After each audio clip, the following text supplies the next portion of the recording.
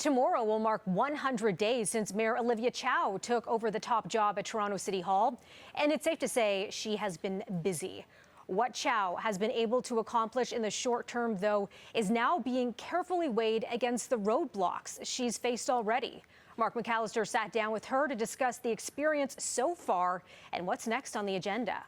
We're marking 100 days. Many would say it's a bit of a honeymoon period, those first few months. Have you had a chance to make an impact to this point, in your opinion? I hope so. I'm focused on what I can do beyond 100 days, but looking back, public transit, I restored our services so that you don't have to wait so long for buses and subways, and a lot of housing, whether it is funds to buy some of the buildings to prevent people from being renovated, creating affordable housing in the meantime. There's also been things that haven't quite gone your way necessarily when it comes to refugees, for instance, being able to try and find places for them to stay. On the refugees front, we got the provincial government coming in for grants to refugee serving agencies, plus a bit of money for a rent supplement, so that we have right now almost 300 plus refugees that are able to find housing. And we've opened up shelters. The federal government have promised $97 million for the time being.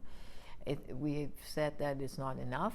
Stepping into this job, you knew that the budget shortfall was going to be probably the biggest challenge that you were going to face.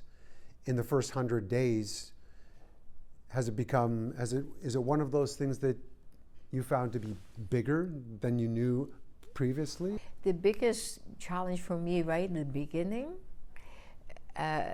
was really bringing all the councillors together, working as a team. So I spent a lot of time connecting with them, finding out what they love to do most, what are they passionate about in trying to accomplish in the next few years, and making sure they play that role so that together we could make a dent on the financial challenges. On that note, you have had a meeting with Premier Doug Ford.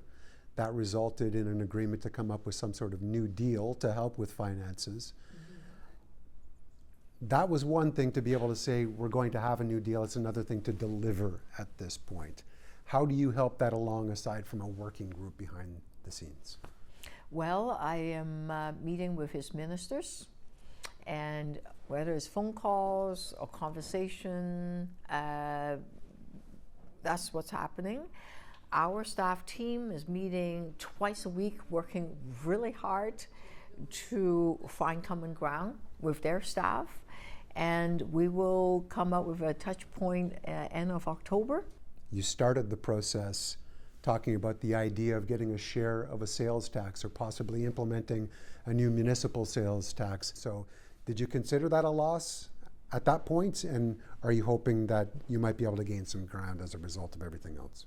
Not at all, because our report actually lay out many different options. It's like a salad bar approach.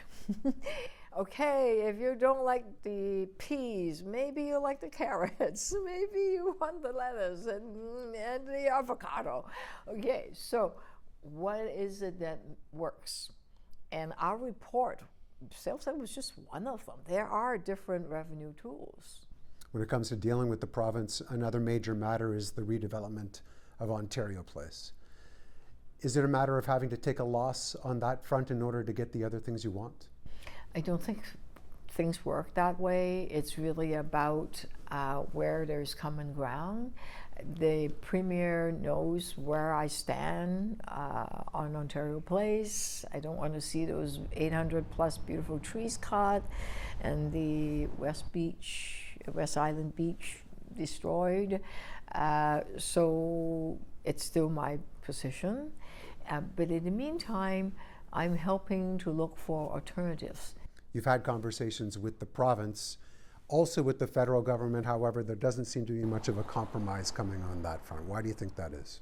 Well, they are helping to take some of the refugees that are at churches in front of Peter Street to other places. So they are beginning to do some of that work.